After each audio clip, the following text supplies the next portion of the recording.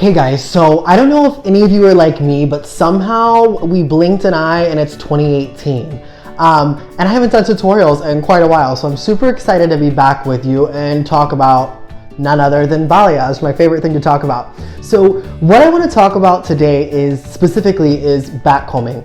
I feel like backcombing is one of those things we've all tried to do and been excited about it, and then you get to the shampoo bowl to brush it out and it's a total mess. So something that seems like it would speed up the process just makes our life a little bit more difficult.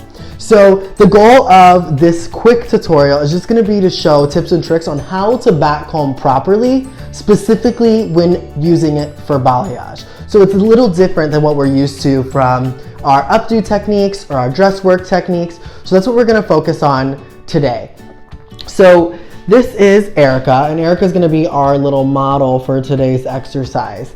And I'm just going to focus on this front right quadrant to show how to properly backcomb, and we'll work through that, and then I want to show you guys the finished product so that you can see what it looks like. So you can actually take pretty large sections. I'm going to take about an inch section just in her temporal region, and I'm going to work from bottom to top. So I'm just going to clip this out of the way. So this is our backcombing that we do when we're doing dress work and we really want to pack it all in there, right? And we get it all packed in there. And then when we go to brush it out, we're spending so much time trying to get that hair brushed. So I've got some of my favorite tools here to work with. This is just a plastic tail fine tooth comb.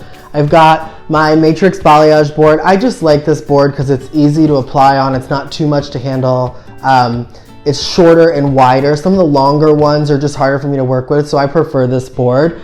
I've got my favorite lightener to balayage with, which is Light Master. And if you're not using balayage film or foil to incubate, I always like to also work with Light Master's freehand additive. It actually turns Light Master into a clay lightener, so it gets hard on the outside, but it keeps it moist in the inside to ensure you're still getting the lift. What I like about Matrix is it doesn't compromise the actual lift, so you can still get up to 8 levels of lift when using the freehand additive. And then Bond Ultimate, honestly guys, goes into everything I do. It's just a bond protecting agent. If you're not using something for bonding in the salon, I suggest you try Bond Ultimate. It's a really great price point, and it's an easy add-on for clients in the salon as well.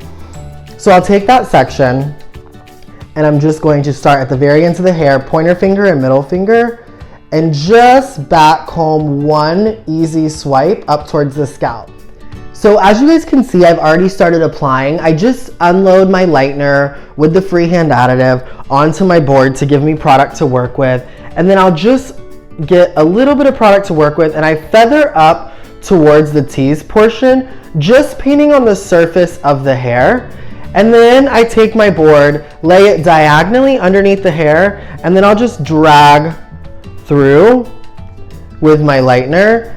And at this point, you really want to use vertical strokes to make sure that you're getting maximum saturation. Someone in my other video was like, I love that you say maximum saturation.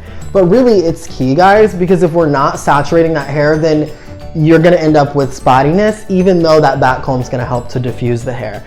And then you'll just let that fall. And then you'll take another horizontal subsection, again, about an inch, inch and a half wide. Take your pointer finger and your thumb at the ends of that hair, and just one swipe up gives you your hair to work on and keeps the hair secure at the scalp. If you need to go in and just reinforce, you can always go in and reinforce. Take your board. I'm sure you guys are like, aren't you in Florida? Why are you wearing a sweater? I don't know if you're anywhere on the East Coast of the United States right now, but it is freezing here. It's like, I don't know, 35 degrees or something in Florida. It snowed today in different places. So we're just trying to stay as warm as everybody else. So again, make sure that you've got enough product on your board to ensure maximum saturation. And you're just going right up to underneath the backcombed portion, so you're not going and actually applying onto where the hair is backcombed, and then you can just let that fall. Since we've got the freehand additive in here, it'll really help to create that hard outer shell and encase the hair so we still get the maximum saturation that we're looking for, but still get the lift. So I'm just going to continue working through from bottom to top, each section feathering towards the tease portion, and then making sure that I saturate through those mid lengths and ends using vertical strokes. As you move up, if the sections get too wide, just subdivide them and work on the back section first.